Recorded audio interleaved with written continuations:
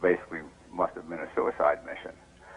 Most of these aircraft accidents, when you look at them, most pilots can, tell what really happened very quickly, even though the reports take a long time to come out. But the controllers, let's say the controllers that are actually controlling the airliners... Richard, I'm sorry I have to interrupt you. I apologize to you, Richard, but we have another development. Okay. Thank you very much for your assistance. I appreciate it. Dick Oliver? Yes, Jim.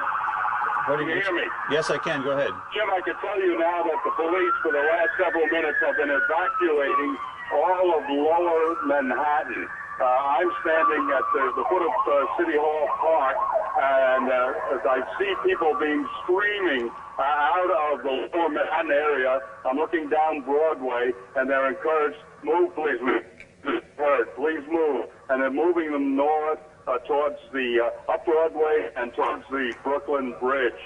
So virtually all of lower Manhattan is being evacuated at this time. All people except for emergency personnel are being asked to leave the area. Oliver, that may tie in with another, I must emphasize, unconfirmed report that we have that there is yet another plane on its way. So, Lord knows we hope that is not the case, but we do have an unconfirmed report that another plane might be on its way. We have an eyewitness from our own staff. Hey, kid, how you doing? Hi, Jim. I was in my apartment. I live on the 36th floor at 59th Street in Columbus, and I have a clear view of downtown, and I can see the towers. And I was in my living room. I was getting dressed to rush in here, and I saw one tower. It had all the smoke. And then I saw another plane that was really close, and it went behind, and you can see it doing a turn. It was turning its wings, and it went around, and then I saw it go into the other tower, and I saw a big pool of flames just come out, and there was a big explosion. I didn't hear anything, because I'm at 59th Street, but you could see it, and there were flames, and there was so much smoke, and you can see that it was an entire different building. But I saw it was a different plane. So two different planes? Absolutely. Now, when you left your building, you went downstairs to come in here. What kind of a reaction did you encounter on the streets? Were people aware of it? Were people frightened by it? Absolutely, people are aware of it. I mean, just walking here, I was hearing people saying, it was one plane, it was two plane, and everyone was hearing sirens. And people, I know people were trying to use their cell phones. No one could get a cell out. And my taxi driver was talking about it. And he had the radio up, and when we would stop, he would put his window down and tell the other guy. So everybody knows about it, I think, at this point, and they're talking about it. Deb, we just got word that from the Associated Press that it's pretty sure now that one of those planes, the first one to hit, was hijacked after takeoff from Boston.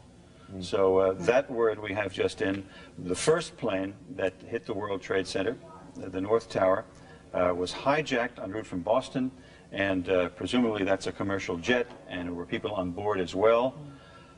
So this is nothing but a terrible tragedy. I'm sorry for interrupting you, Deb. That's okay. I can just say that that plane that I saw, the second plane, that was definitely a larger plane. I can't say which kind, but that was not a small plane. That was definitely a large plane. So the first one was large enough, and the second one was much larger. Well, I didn't see the first one. I can just vouch for the one I saw, and that one was certainly a large plane. When you saw the plane, though, did you get a sense that it was heading directly for the building? When I saw it, I was thinking, gosh, that's really low. I thought it was part of the recovery effort. And then I saw it, make a turn, and I was wondering what it would be doing, but then I saw it come around and hit the other side, and then huge flames, huge flames. Deb, I'm going to have to interrupt you, I'm afraid, but the dimensions of this catastrophe are growing.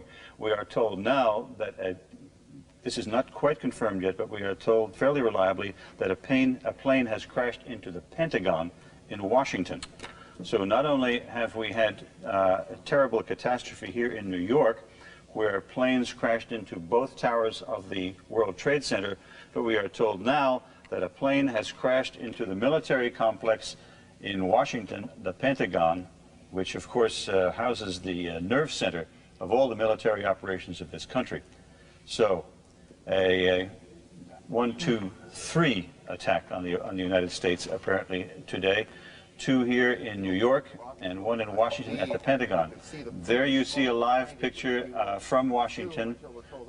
We would have to guess that that smoke is emanating from the Pentagon in the background.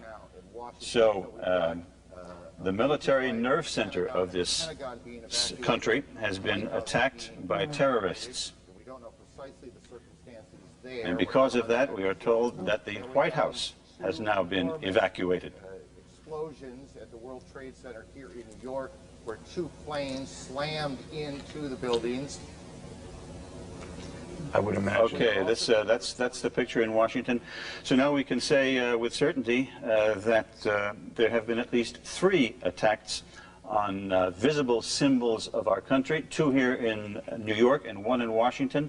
You're looking at 2 different views of the World Trade Center, where planes, first one tower and then another plane, a larger plane, into the other tower, crashed just before and after 9 o'clock, and then just moments ago, a 3rd plane crashed into the Pentagon, which, as you know, houses the nerve center of our military might, and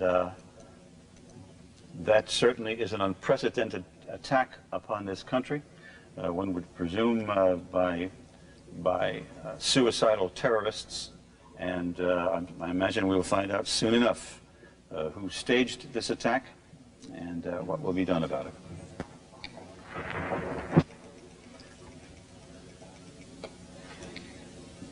You know, we're getting something on the wire also about the stock exchange, which planned to open this morning at 10, is delaying a half an hour. So we've got developments all over the place. And I don't know about your computers. Now, I'm starting to have a problem with my computer. It is just randomly jumping from one story to the other. Given going forward, as there are, I think, stories are incoming on a very rapid basis. So that would be the. Given what we're seeing at this point, I would imagine major buildings in major cities, from the Sears Tower in Chicago to other symbols, as you mentioned, Jim, in Washington and Boston, I would imagine are all going to be on high alert, if not evacuated in Washington. The West Wing of the White House and the Capitol building have both been evacuated. Okay, so in Washington, just to recap now, on this terrible, terrible day, here in New York, you happen to be looking at a picture in Washington, so we'll start with that. That's in Washington, a plane has struck the Pentagon in Washington, and that, of course, houses our military nerve center, and that has taken place, and the Pentagon now obviously being evacuated. The West Wing of the White House is being evacuated, and here in New York, 2 terrorist attacks on the World Trade Center. A plane deliberately smashed into the upper floors, first of one tower, and then several minutes later, the other tower. 2 large planes. We understand the second one, or the first one rather, was hijacked from Boston and presumably loaded with passengers. So as a consequence of these terrorist attacks here in New York, we have the island of Manhattan virtually isolated. You cannot get in or out of Manhattan by any bridge or any tunnel, and any subway train that goes anywhere near the World Trade Center is not running. All right, Dick Oliver was fairly close to the scene when it happened. He was reporting on what is now an afterthought to this day, the primary election, down at City Hall when the blasts took place. Ollie? I don't know if Ollie is, again, our part of our television operation is on top of the World Trade Center, so we lost the picture. Yes, you're coming to us by phone. Ollie? Yeah, Jim, I hear you now. I'm down by the Brooklyn Bridge now, where people are streaming over the bridge, heading towards Brooklyn, obviously. The police are encouraging people to get out of lower Manhattan. So that's going on now. There are some cars being permitted to clear away to allow more and more pedestrians to get over the Brooklyn Bridge. Is there any vehicular traffic on the bridge, Ollie? There's just a little bit coming off on the side ramps.